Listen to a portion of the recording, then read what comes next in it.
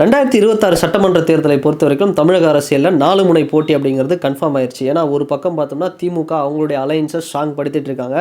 But இன்னும் சில பேர் அதிலிருந்து இப்படி வருவாங்களா அப்படி போவாங்களா என்ற கன்ஃபியூஷன் இருக்குது. பட் இன்னொரு பக்கம் பார்த்தோம்னா ஏடிஎம்கேவும் பிஜேபியும் வந்து ஸ்ட்ராங்காக நாங்கள் இப்படி தான் இருக்க போகிறோம் அப்படிங்கிற ஒரு கூட்டணியை வந்து ஸ்ட்ராங் பண்ணிட்டாங்க. பட் இன்னொரு பக்கம் பார்த்தோம்னா நாம் தமிழர் கட்சி இப்போ வரைக்குமே வந்து 100 தொகுதிகளில் அந்த கட்சி வந்து வேட்பாளர்களை வந்து நிப்பாட்டிட்டாங்க. யார் யாரெல்லாம் வந்து நிற்க போகிறாங்க அப்படின்னு சொல்லிட்டாங்க. ஸோ அந்த வகையில் பார்க்கும்போது தேவைப்பட்டால் லாஸ்ட் டைமில் விஜய் அவர்களோட கூட்டணி வரலாம், இல்லை நாம் தமிழர் கட்சி தொடர்ந்து அவங்க தனிச்சே வந்து போட்டிடலாம்.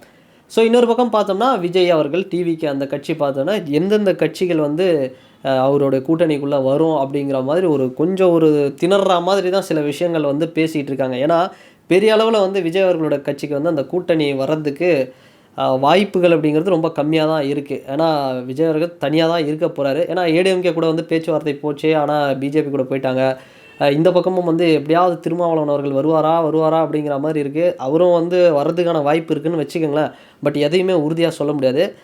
அண்டு பாட்டாளி மக்கள் இந்த டைமில் இன்னும் தங்களுடைய அந்த கூட்டணி நிலைப்பாடு அப்படிங்கிறத உறுதிப்படுத்தலை அப்படின்னு தான் சொல்லணும். ஒருவேளை பாமக கட்சி வந்து பார்த்தோம்னா பாமகவும் விடுதலை சிறுத்தைகளும் ரெண்டுத்தில் ஏதோ ஒரு கட்சி டிவிகேவுக்கு வர்றதுக்கு ஒரு பெரிய அளவில் வந்து வாய்ப்பு இருக்குது. ஸோ இதில் யார் வருவா அப்படின்னு பார்த்தோம் அப்படின்னா எனக்கு தெரிஞ்சு 2 பேருமே வந்தால் ரொம்ப நல்லாயிருக்கும். விஜய் அவர்கள் ஈஸியாக வின் பண்ணிடுவார்.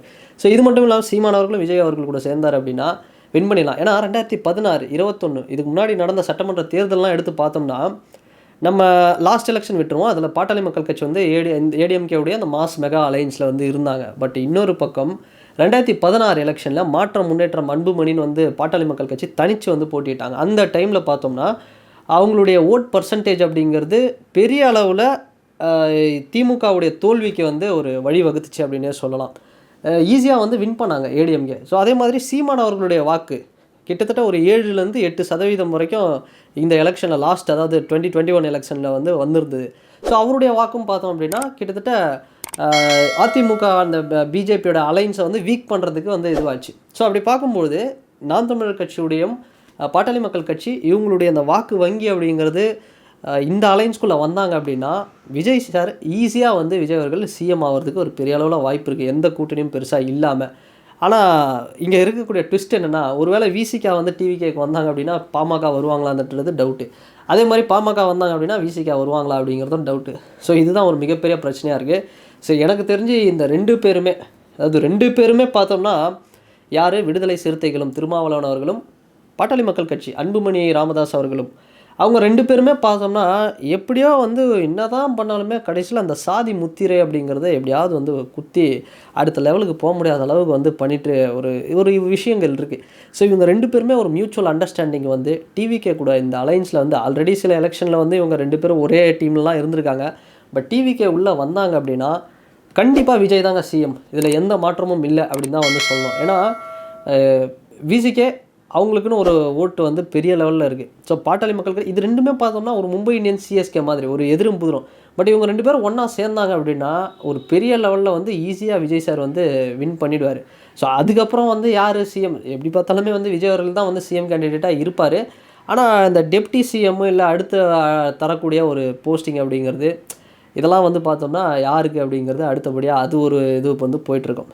ஸோ இன்னொரு பக்கம் பார்த்தோம்னா அன்புமணி அவர்களுக்குமே வந்து பார்த்தோம்னா அந்த பாட்டாளி மக்கள் கட்சிகளுக்கும் வந்து ஒரு பெரிய ஒரு பாசிட்டிவாக இருக்கும். ஏன்னா அந்த கட்சியும் பார்த்தோம்னா என்ன பண்ணாலுமே வந்து ஒரு என்னென்னவோ பண்ணி பார்த்தாங்க.